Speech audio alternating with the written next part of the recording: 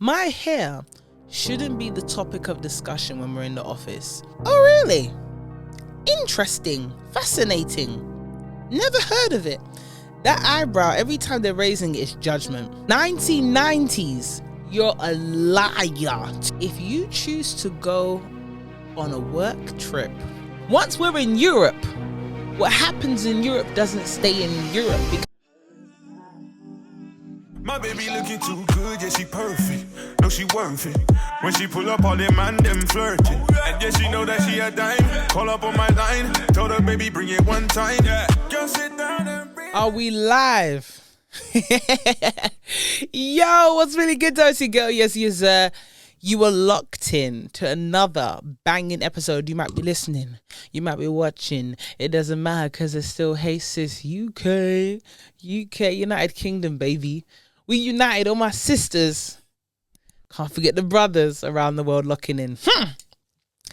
Your girl's been flying around, catching some tattoos on her passport. I've seen a lot of atrocities. Oh, atrocities I have seen. Atrocities I've been seeing. You might know me as a corporate baddie. You know, when it comes to the corporate world, I'm not a stranger to a boardroom or two. If a deal needs to get locked in, I'm your girl. But I saw a clip on a certain app and I shook my head. I said, no way. We don't need to think like this anymore. But listen. I'm getting excited. Before I jump in, I need to let you know something. We got 11,000. We're actually on the verge of hitting 12,000. 12,000 of you lock in to Hey Sis UK over on the Instagram page and you go, yo, we mess with what you're doing. I want to say God bless each and every one of you. Boom.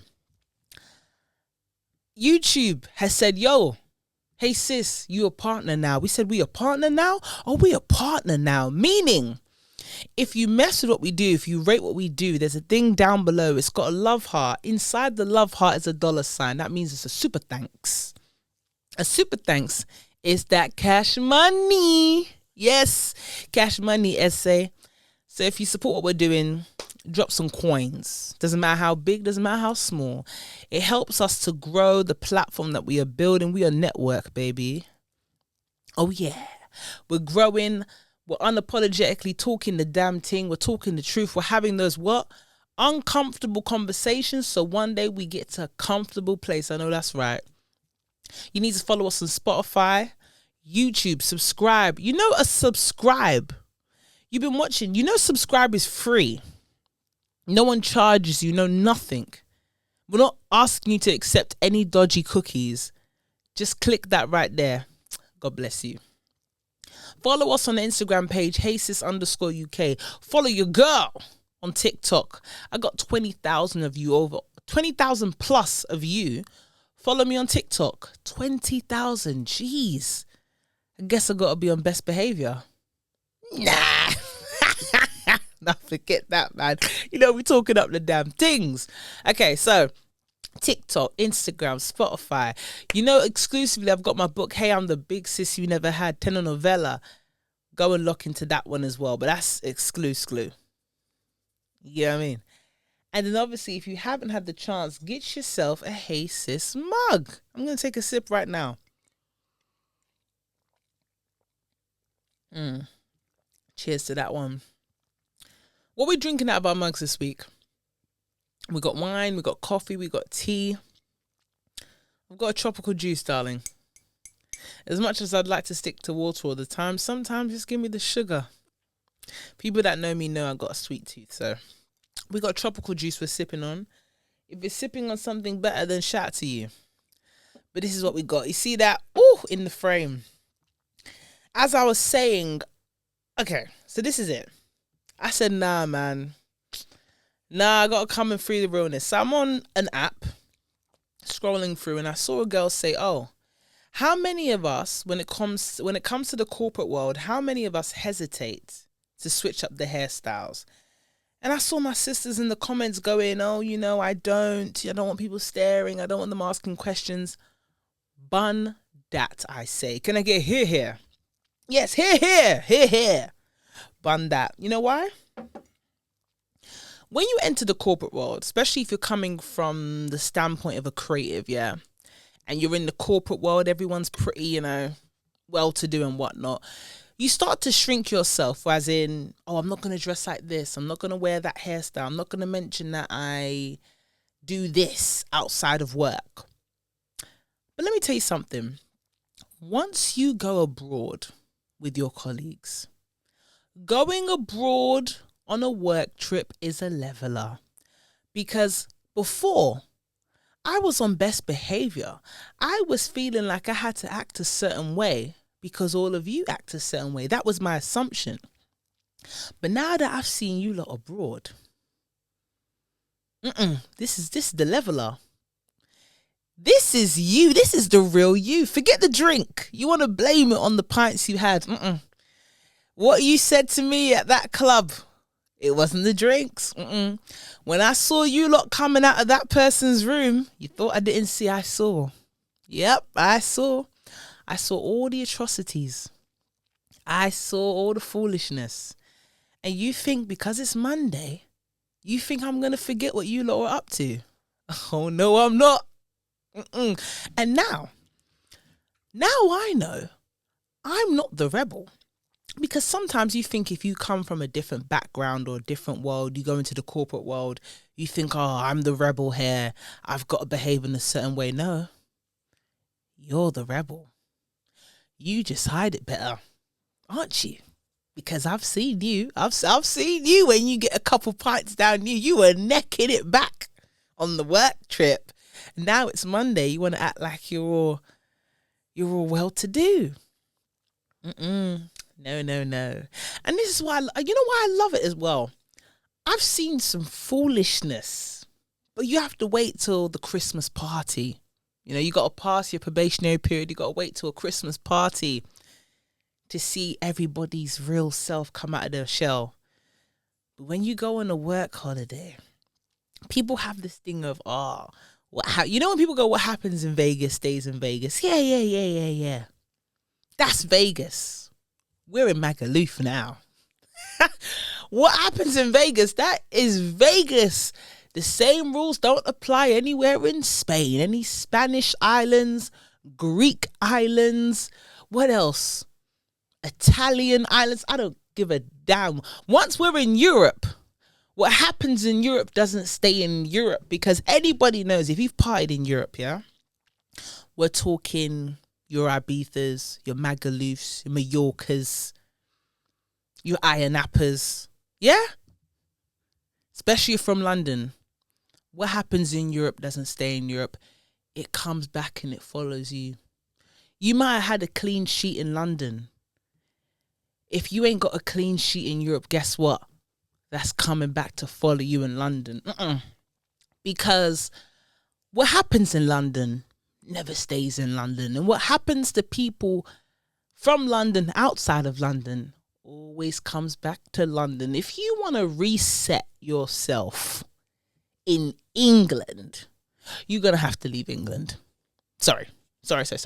I've seen people get up to some stuff in London and they thought they could move to Birmingham and start again.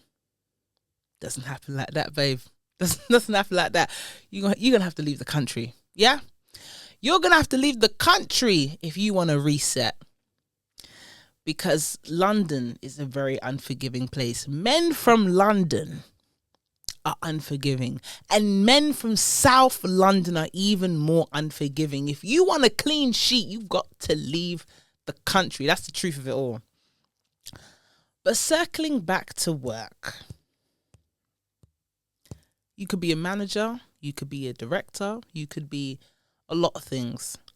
If you choose to go on a work trip, you can't be on the fence. You either have to be yourself or you have to maintain the same mystique you have in the office. You see how you move in the office? You either keep that or you be yourself. And you see now, yeah, now that you've gone and shown your ass on the work trip, and yeah, you can say it was the pints, yeah, okay. It's like 4%, but okay.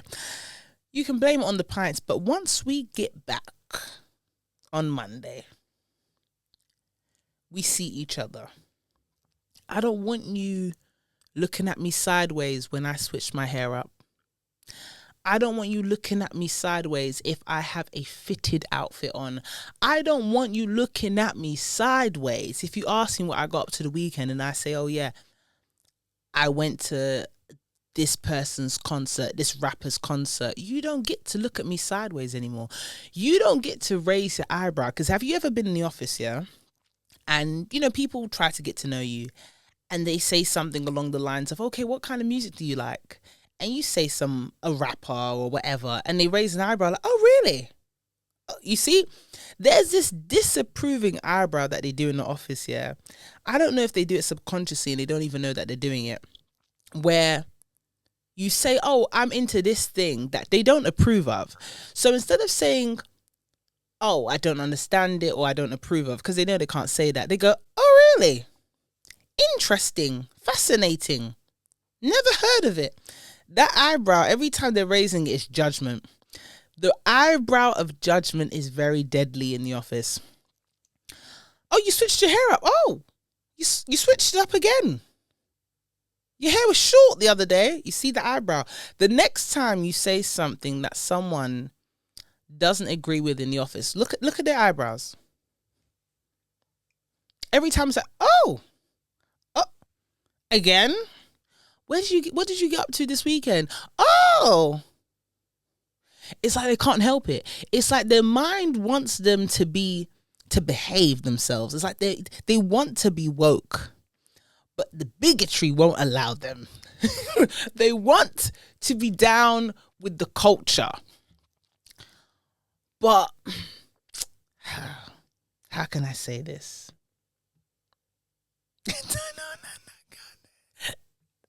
They just can't, because people come from different worlds, and especially the hair conversation. That's what really got to me, because I had to have a conversation with somebody, yeah. Because normally when I've worked in the corporate world, I'm able to matrix because the reach is really quick. My sisters, if you've ever experienced it, the reach is quick. How they're intrigued with the hair is very quick, and a lot of them play dumb. But yeah, I just feel like if you were born anywhere from, I'm going to say 1980 onwards, yeah. 1980 onwards, you can't tell me you don't know you're not supposed to touch a black woman's hair. I don't give a damn. 1980 onwards, you can't say you've never heard of the concept that it could be offensive to touch a black woman's hair. You a liar. You're a liar. 1990s, you're a liar. 2000s, you're a liar. So, coming back to the whole touching of hair, I've been able to do a good matrix. My matrix is good. You know Sierra in the Like a Boy video, when she just goes like that and she starts swaying from left to right, just showing off the fact that she can do that. Shout out to Sierra, Cece, Mrs. Wilson. So I've never had the interception of the hair being touched, luckily, until now. Oh, that heifer was quick. So I've always matrixed and been like, no. We're on a night out. And, oh my God, you've switched up your hair. I love your hair. Thank you. I've turned to the side because that's my body language saying I will not be the topic of discussion when it comes to my hair. My hair shouldn't be the topic of discussion when we're in the office. This is what you do, because I know a lot of companies, they don't want to fork out money for, equality training or inclusivity training, teaching their staff members what a microaggression is, stuff like that. They wouldn't want to invest that kind of money. So, hey, I'm going to give you the quick one. When a black woman changes her hair in the office, yeah, and the change is quite evident, we're talking length change, color change. If you are not black, all you have to do is this. Nice hair, love the hairstyle, done, quick, boom, that's it, cut it. I like your hair. Oh my God, your hair looks great. Quick. Where you go wrong is that you start to want to ask more questions. as if you are a hairdresser and this is a consultation. You don't do that. You start to say things like, oh, your hair was short yesterday, now it's long today. How did you do that? You start to ask questions like, how long did it take you? And my thing is that, why do you think those are normal questions? They're not normal questions. It's kind of weird. It's very intrusive. It makes someone feel like they're at a petting zoo, because really and truly you could have just said, nice hairstyle. Because no one should ask me more than 2 questions when it comes to my hair, and that person better be my bloody hairdresser. If you're going to ask me more than 2 questions, you better be my hairdresser. If you're not my hairdresser, the most you should say is, your hair looks nice. If you're that pressed, you can say, where did I get it done? I'm being generous with that one. Because the average woman asks, where did you get it done? And says, it looks nice. Why are we discussing anything further? I don't know. So boom, circling back to it. Hey! Yeah, we had to get up close and personal. You know it had to be done. You're listening, you're watching, you're keying, you might be writing down notes, but you haven't liked, you haven't subscribed, you haven't even got a Hey Sis mug. Shame on you. I'm going to give you a bit of time to do that. That includes making your order as well. Link down below. Or send me a DM. Send the page a DM. Yeah, I think that's enough time. Let's get back to the episode. So this, I don't even want to call her. She had some go gadget arm. It was really quick. Go gadget. So she goes, oh my God, I love your hair. Looks nice. I said, oh, thank you. I turn around. The body language says, I'm not interested, nor am I engaged in the conversation anymore, because I've turned my head. The claw comes out. Pew. Wow, this is really nice. Is it fake hair? What's your real hair like? How long did this hair take for you to do? Is it extensions? I've looked down on it. Now the South of me wanted to give the reflex of bow like that. But the company that we were in, we couldn't do that. So I said to her, see, you know what's so funny? I could tell the South in me was fighting to come out, because I had to give her a walk with me, talk with me. Now, if you've ever had a walk with me, talk with me, that was probably prior to a beatdown. I'll tell you why. I was fuming to the point that I actually put my arm around her and I said, oh, come walk with me. This one I knew the heifer knew what she did. I put my arm around her and said, oh, come talk to me. Come walk with me, talk with me. She goes, what have I done?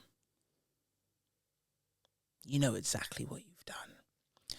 I said to her, yeah, just to let you know, for myself and any other black person, we don't like our hair being touched. Oh my God, I'm so sorry. I will never do that again. I will never touch your hair again. I'm so sorry. She's there hyperventilating. I thought, before she starts to bring out these tears, you know the tears I'm talking about. I said to her, listen, I'm just letting you know straight. Yeah? The reason why we don't like our hair being touched is because you make us feel like we're at a petting zoo. If you want to ask something, you can ask something, but just don't touch the hair. Oh my God, I'm so sorry. It's just that I'm so fascinated by your hair. You see, I find certain types of fascination fake, and I'll tell you why. We live in a time where we're offered a plethora of search engines, from your Googles to your, I don't even know, what else you got out there? I don't know, Microsoft. Mate, is Ask Jeeves still there? I don't know. You got a lot of search engines out there. Safari, the list goes on and on. You've got YouTube, yeah? So when you say, oh, I'm so fascinated, I'm intrigued by your culture, that's BS. Because I've seen your way of life. You're very comfortable in your own. The most cultural thing you do is get an Indian takeout. That's about it. That's when it stops and ends. And I'm not judging you on that. I don't feel like you're obligated or you're supposed to be forced to take an interest in someone else's culture.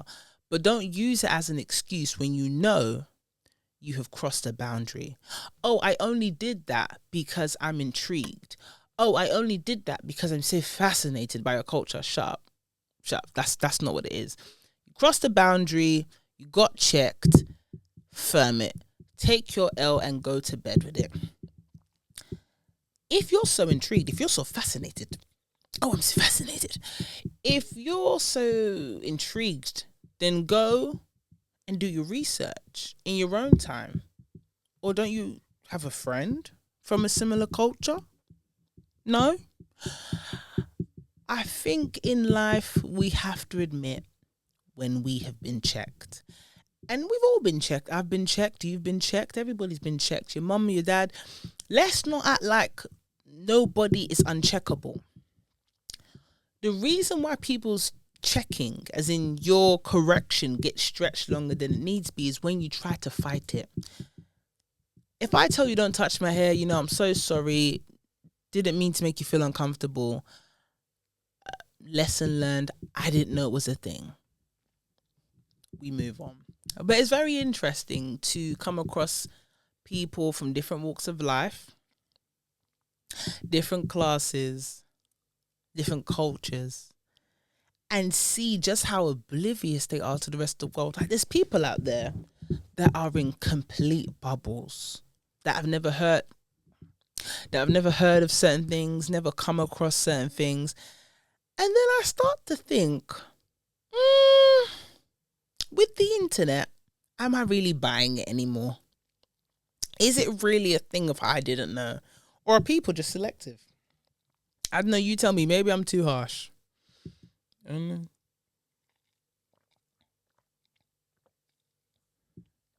I don't know. Is it ignorance? I don't know. But it's 2024, after all. Hey. But work trips are funny, man. Work trips are funny only because the culture and the relationship that Britain has to alcohol, it has to be studied because it's very weird. Because one of the things I've noticed on work trips is that people feel the need to constantly drink. And I'm not saying it from a standpoint of a prude. If you know me, you know I like to sip on a little something. It could be a little Chardonnay, Sauvignon Blanc. It could be a little rum. I'm not shy to drink. But it's that constant need to always drink. And drink and drink and drink. Like you have the inability to strike up a conversation without a drink. You don't have the confidence to dance without a drink. And I get it. The drink, loosens you up and stuff like that. But if we get to the point of where the drink makes you do things you regret, now that's when you got to admit you got a problem. If we get thrown out of somewhere because of the drink, if you start doing things that you ain't supposed to do, especially if you are in a relationship because of the drink, you've got a problem. If the next day you are dead to the world because of the drink, we've got a problem. I can sit with the best of them, but there comes a point where you're like, hangovers are just long. Like the recovery time from a hangover is long. Like you could be a little bit, you could feel a bit heavy, but if you need more than a McD's breakfast to solve the problem, then you have a problem. Do you know what I mean?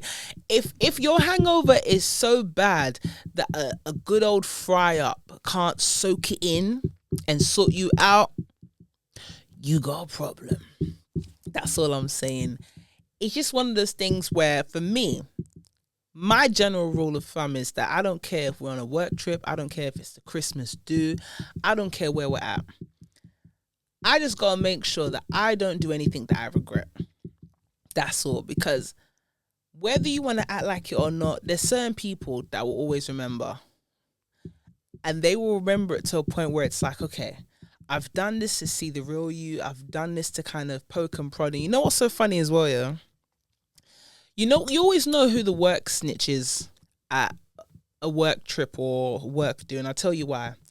If you want to know who the office snitch is, at any kind of work do you're at, the person that likes to talk to people the most, like I'm talking about a proper sit down, all of a sudden they want to have the deepest, darkest conversation then and there while you've got a drink in your hand and you're a little bit intoxicated. That's the work snitch. That's what, you know why? I'll tell you why. Someone at the time, hardly speaks to me. Hardly speaks to me. We're at the work trip now. All of a sudden, they've seen me with a drink in my hand. They've seen me sip. I might have been talking a bit more than I usually do. All of a sudden, they sit next to me and go, so, out of all of us, who's your favourite? So what? Then followed up with, okay, yeah, I agree. That person's a great person. Okay, yeah, I'm thinking that's fine. Then they go, so who's your least favourite? I see what you're trying to do here. Not gonna happen. Because it's not the first time I've come across a work snitch. There's always an office snitch. The office snitch is the person that when you have an appraisal and certain things get pointed out, you think to yourself, how the heck would my manager know that? Unless someone told them. There's things that your manager knows. They were never in the office that day. That's the office snitch. Now, the office snitch tends to be someone that looks the roughest in the office. I said what I said. The office snitch tends to look rough because they dedicated their whole life to this company. This company hasn't got the nerve, the guts to fire them. Even if the role is no longer in use, they find something for them. That is the office snitch. The office snitch sometimes is able to come in late because they stay late. The office snitch is at every single work do. Parties, Thursday drink, Friday drinks. They're hanging out, they're at each other's house on the weekend. They're doing events during the weekday. The office snitch is like part of the furniture. They've been there for so long, they can tell you everything about everybody. Everything about everybody.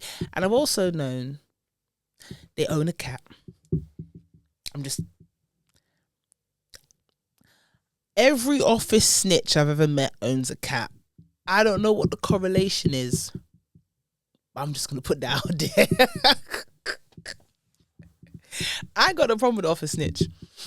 It's just that the office snitch is very selective as to who they give information to, because you can't mix up the office snitch to the office gossip.